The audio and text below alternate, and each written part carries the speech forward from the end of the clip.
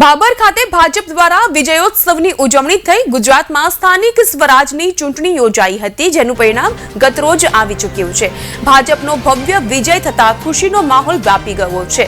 ભાજપના આગેવાનો અને કાર્યકર્તાઓએ જીતની ઉજવણી કરી। વાવ સર્કલ પર વિજયોત્સવ મનાવવામાં આવ્યો। ફટાકડા ફોડી મોઢું મીઠું કરાવડાવવામાં આવ્યું।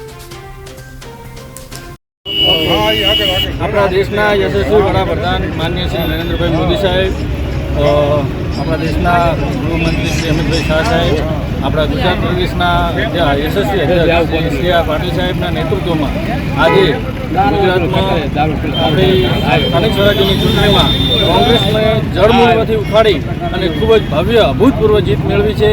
એ ખુશી એ આનંદના પ્રસંગે આજે ભાભર શહેર દ્વારા ભારતીય જનતા પાર્ટી દ્વારા સૌનું મોઢું મીઠું કરાવી, ફટાકડા ફોડી અને ખૂબ ભવ્ય જીતની ઉજવણી કરી।